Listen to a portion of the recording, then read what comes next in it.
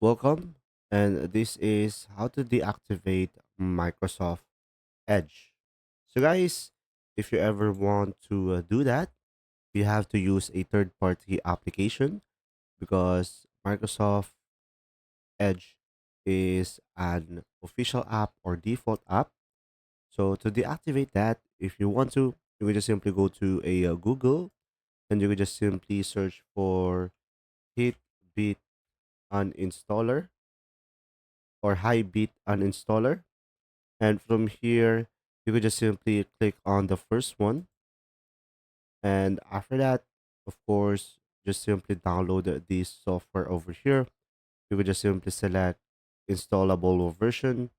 Now, guys, once you have done downloading it, just simply go for the folder icon over here on the downloads tab.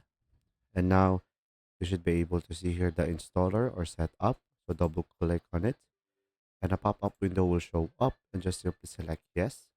And now from here, just simply select the language that you want to use and click OK, click next. And from here, provide the location of the software.